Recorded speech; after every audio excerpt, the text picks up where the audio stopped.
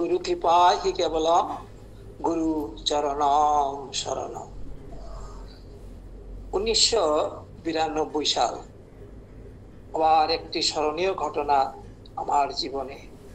গুরুকে অবিশ্বাসের ফল এবং গুরুর আশীর্বাদে জ্ঞান চক্ষুর উন্মিলন। 1992 সাল আমি আমাদের এখানে ভক্ত আছেন, শিলিগুড়ির পুরানা ভক্ত ছিলেন, এনারা এখন নেই।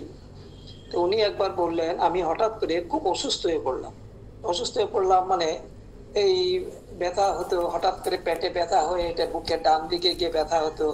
অনেক দেখানো হলো, আল্ট্রাসোনোগ্রাফি করা হলো, অনেক কিছু, কিন্তু ধরা পড়লো না। এক্স রে করা হলো, ধরা পড়লো না।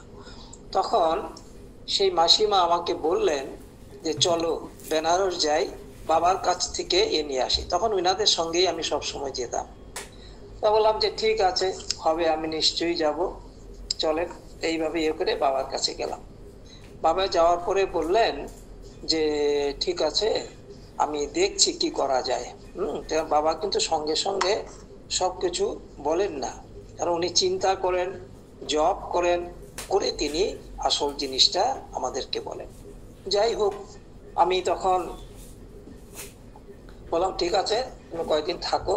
থাকার পরে আবার আমরা বাবাকে প্রণাম টনাম করে চলে আসলাম। বলে ঠিক আছে, আমি তোমাকে পরে জানাচ্ছি।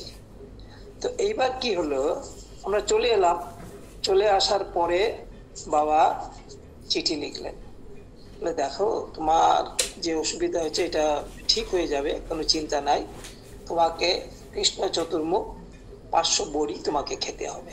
বেশি দাম পড়বে না, 1000-2000 টাকা পড়বে, তুমি এটা খাও, তুমি ভালো হয়ে যাবে। চিঠি লিখলেন। তখনই দেখেন অবিশ্বাস কিভাবে আসে এবং গুরু কিভাবে রক্ষা করেন। গুরুর মতো কে আছে আমাদের? আমি এইটাই ভাবি, হে ভগবান, তোমার নাম নিতে নিতে যেন আমি চলে যেতে পারি। এমন কোনো মুহূর্ত যেন না আসে যে আমি তোমার কথা ভাবতে পারি না, এটা যেন না হয়। শয়নে, স্বপনে, নিশি জাগরণে, ভ্রমণে, কাজে কর্মে সবসময় যেন তোমাকে স্মরণ করতে পারি। যাই হোক, এবার যখন চিঠি লিখলেন, আমি ভাবলাম গুরু ঠিক আছেন, এত বয়স হচ্ছে, ঠিকই আছেন, আধ্যাত্মিক দিকে তিনি ঠিকই আছেন, যেটুকু পেয়েছি, যেটুকু বুঝেছি, একদম ঠিক আছেন। কিন্তু ডাক্তার উনি কবে ছিলেন, এখন উনি কি চিকিৎসা করবেন, আমাকে কি ভালো করবেন? এত ইয়ে হচ্ছে, এই চিকিৎসা হচ্ছে, কোনো কিছুতে কাজ হচ্ছে না, তাহলে তো কথাটা তো ঠিক হবে না। আমি চিঠি লিখলাম যে শিলিগুড়িতে বিধান মার্কেটে একজন আয়ুর্বেদিক বয়স্ক ডাক্তার আছেন, আমি ওখান থেকেই চিকিৎসা করাবো, ওখান থেকে ওষুধ খাবো। বাস, বাবা একদম সাইলেন্ট হয়ে গেলেন। দেখুন কি কথা, বাবা একদম সাইলেন্ট হয়ে গেলেন।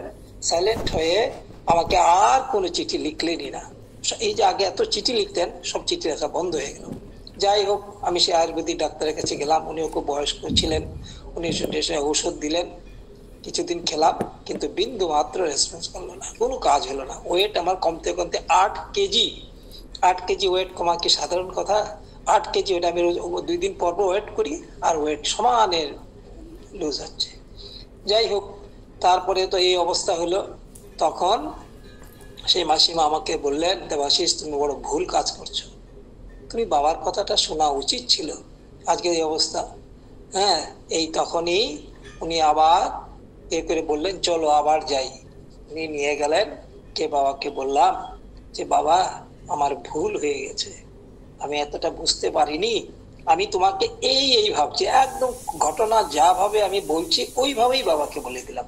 আমি তোমাকে এজ এ ডক্টর আমি তোমাকে বিশ্বাস করতে পারিনি। ঠিক আছে, হ্যাঁ, আমি সারেন্ডার করলাম।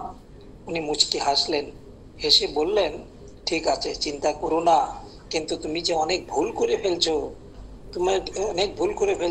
তুমি এত এক্স রে করছো, এত আলট্রাসোনোগ্রাফি করছো, এত কিছু করছো, তোমার কিন্তু ধরা পড়ছে না। তোমার অসুবিধারে কি হয়? আমি তোমাকে বলে দিচ্ছি, তোমার গল ব্লাডারে সমস্যা আছে। তোমার গল ব্লাডারে সমস্যা আছে, তুমি 70 যাও। এখন তোমাকে অপারেশন ছাড়া স্বয়ং ভগবান এসেও তোমাকে বাঁচাতে পারবেন না, তোমাকে এই করতেই হবে, অপারেশন করতেই হবে। তো আমি কি আশ্চর্য দেখেন, আমি এতবার 3বার বোধহয় আলট্রাসোনোগ্রাফি করলাম, এক্স রে করা হলো, কত কিছু করে কোনো মতেই ধরা পড়ছে না। তারপরে এবার আসলাম, এসে আরেক জায়গায় গেলাম, ওখানে গিয়ে আলট্রাসোনোগ্রাফি করা হলো। এবং তিনি করা মাত্রই বলে দিলেন, যিনি ডক্টর ছিলেন, রেডিওলজিস্ট যিনি ছিলেন, তিনি বললেন যে আপনার গল ব্লাডারে 8 mm একটা হর্তকি সাইজের পাথর হয়ে বসে আছে। তো বাবাকে সঙ্গে সঙ্গে জানালাম যে বাবা এই অবস্থা। বলে ঠিক আছে, কোনো চিন্তা নেই তোমার, তুমি অপারেশন করে নাও, তুমি ভালো হয়ে যাবে। তারপরে তো অপারেশন করালাম। যেদিন অপারেশনের দিন আমি শুধু গুরুর নামই জপ করছি, আমি যা ভুল করেছি আমার আর জীবনে ভুল হবে না। তুমি আমাকে সুন্দর শিক্ষা দিয়েছো। তুমি ডক্টর কি, তুমি তো সব কিছু।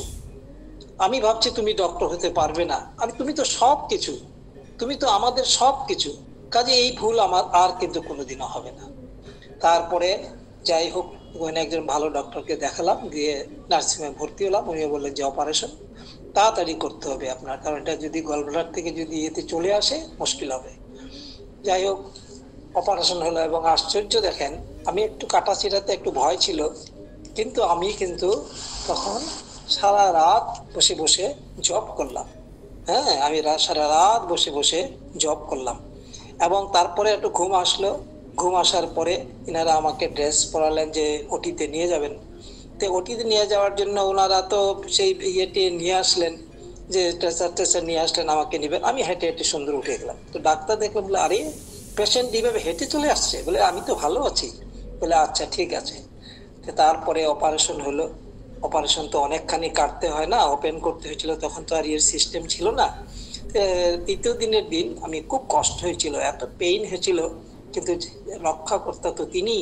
আমি খালি শুধু তার নাম করে যাচ্ছিলাম, নাম করে করে করে করে আমি কোন রকম দেখেন উদ্ধার হলাম। এবং তারপরে এবার বললেন যে তুমি দীর্ঘদিন কিছু আয়ুর্বেদিক ওষুধ খাবে। বাবা তুমি যা বলবে এবার তাই হবে, তুমি যা বলবে তুমি তাই হবে। এই দেখুন, এই যে অবিশ্বাস, আবার তার কৃপায় কিন্তু জ্ঞান চক্ষু উন্মিলন। যে আমি এর পর থেকে, এই ঘটনার পর থেকে কোনো দিন আমার মনে বাবার প্রতি কোনো অবিশ্বাস আসেনি। এই জন্য আমি তোমাকে একদিন বাবাকে বলছিলাম, বাবা তুমি যা বলো, তুমি যদি বলো আজকে পশ্চিম দিকে সূর্য উঠছে, আমি মানবো তাই ঠিক, তাই ঠিক। আমি দ্বিতীয় কাউকে জানি না, তোমাকেই জানি। এবং তুমি একদিন আমাকে বলছিলে, দেখো আমি পিতা, আমি মাতা, আমি বন্ধু, আমি ভ্রাতা, আমি পুত্র, আমি পত্নী, আমি তোমার সব। হ্যাঁ, এত কিছু বলার পরে আমি তোমাকে কি করে আরো বিশ্বাস করব? যাই হোক, তারপরে তো ধীরে ধীরে সুস্থ হলাম। বাবাও বিভিন্ন রকমের আয়ুর্বেদিক ঔষধ লিখে দিলেন। ঔষধ লিখে দেওয়ার পরে আমি আস্তে আস্তে সুস্থ হলাম এবং কিছুটা ওয়েটও আমি কি হলো, রিকভারি হলো। এইবার এটাই বলছি যে বাবা শুধু চিকিৎসক নন, বাবা শুধু আমাদের গুরু নন, বাবা আমাদের সবকিছু, সবকিছু। তিনি গিয়েও কিন্তু যাননি, তিনি তার দেহ ত্যাগ করছেন, তিনি দেহ ছেড়ে দিয়েছেন, ঠিক আছে, কিন্তু সূক্ষ্ম দেহে তিনি সবসময় বিচরণ করছেন। এটা শুধু দেবাশিস রায় নয়, প্রত্যেকটা ভক্ত আপনারা উপলব্ধি করবেন, যখনই ডাকবেন আপনি কিন্তু সাড়া পাবেন, কিন্তু একটু বিশ্বাস রাখতে হবে। বিশ্বাস রেখে একটু তাকে ডাকবেন, দেখবেন তার সবসময় সাড়া পাবেন, যে প্রতি মুহূর্তে রক্ষা করে যাচ্ছেন। এমন গুরু আমরা পেয়েছি, কত জন্ম জন্মান্তরে আমরা পূর্ণ করছি। প্রতিটা ভাই বোন আমরা, শুধু আমি নই, এই যে 2 বছর আগেও যিনি দীক্ষা পেয়েছেন, বাবার চরণে আশ্রয় করার সুযোগ পেয়েছেন, তা সবাই আমরা ভাগ্যবান। এই হচ্ছে এই কথা। আর দেখি সময় আছে কিনা। আর দ্বিতীয় একটা কথা হলো, এই যে গুরু কৃপা, এই গুরু কৃপাই কিন্তু আমাদের সবকিছু মেলা সম্ভব। কারণ এই যে আমরা গীতা তো পাই, আমরা কি পাই, যে কাম ক্রোধ লোভ আমাদের প্রধান শত্রু। এই কাম ক্রোধ লোভের যদি বশবর্তী আমরা হই, যে কোনো একটা, তবে কিন্তু আমাদের নরক দর্শন করতেই হবে। নরকে না গেলেও যাওয়ার সময় দর্শন করে যেতে হবে। তো এই জন্য বাবা বললেন, দেখো চেষ্টা করবে তোমরা এখন সন্তানের জনক জননী হয়েছ, তোমরা কিন্তু এখন তোমাদের লাইফটা অন্যভাবে লিড করবে। সমস্ত রকম এই ধরনের কথাও, শারীরিক সমস্ত কথাও বাবার সঙ্গে কিন্তু আমি একদম খুলে আলাপ করতাম। বলে করো, তাহলে তোমরা ভালো থাকবে। তখন বললেন যে দেখো এই যে কাম ক্রোধ লোভ, তো আমি বললাম বাবা আমি তো দেখছি তোমার ভিতরে কামও নাই, ক্রোধও নাই, লোভও নাই। প্রধান যে শত্রু তিনটা, ছয়টার মধ্যে প্রধান যে শত্রু তিনটা, এই তিনটা শত্রু তো তোমার মধ্যে নেই। তোমার মধ্যে যদি নাই বা থাকে, কিন্তু আমাদেরকে আশীর্বাদ করো বলে হবে, তোমাদের হবে, ধীরে ধীরে হবে, একদিনে হয় না বাবা। গুরু কৃপা তো অবশ্যই দরকার, কিন্তু তোমাকেও প্রতি মুহূর্ত চেষ্টা করতে হবে। এবং তার ফলে কি হয়েছে, আজকে আমি এটা অহংকার করব না, তার কৃপায় আমি একটা কথা শুধু বলবো, আমার কিন্তু এই যে রাগ, রাগ কিন্তু আমারও ছিল, কিন্তু একদম গুরুদেব নিয়ে গেছেন। 10 জন 10টা কথা বললো যেন আমার গায়ে আর বিধে না, এখন গায়ে লাগেই না। এটা তারই কৃপা, তার কৃপা বলেই এগুলি সব সম্ভব হচ্ছে। আচ্ছা, আর আরেকটা কথা বলি, কালকে এটাও বাবার লীলা কথার মধ্যেই হবে।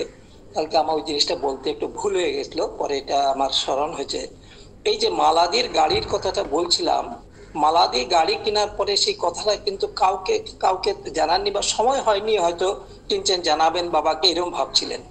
তো বাবা যখন আমাকে ফোন করলেন যে বাবা তুমি মালামাকে বলো সেবা নিয়ে গাড়িতে পৌঁছে দিতে, আমরা এরকম 7 জন বা 8 জন বা 10 জন 12 জন থাকবো, মালামার জন্য। বাবা আমি দেই না, আমি বলে না না তুমি পারবে না, রান্না হবে কিন্তু গাড়ি না থাকলে তুমি এত দূর থেকে সে পৌঁছাবে কি করে, তুমি ট্রেন ফেল করবে, মালামার গাড়ি আছে যাও। তো মালামা তখন আমি যখন ফোন করলাম, বললাম বাবা এইভাবে বলছেন, তখন মালামা বললেন যে আমি কিন্তু বাবাকে একবারও বলি নাই, মাত্র গাড়ি কিনেছি, কেউ জানেই না আমার গাড়ি কেনার কথা, কিন্তু অন্তর্যামী নারায়ণ সবকিছু জানেন। এই জন্য আমরা মনে প্রাণে তাকে ভালোবাসবো, মনে প্রাণে তাকে ভক্তি করব, শ্রদ্ধা করব, আমরা কিন্তু সমস্ত বিপদ আমরা কাটিয়ে উঠবো। প্রণাম। আমার কিন্তু কথাতে অনেক ভুল হয়, আমার বাড়িতেও বলে তুমি যে বলো অনেক ভুল হয়ে যায়, কিন্তু আপনারা আমার নিজ গুণে ক্ষমা করবেন। প্রণাম, আগের জন্য প্রণাম।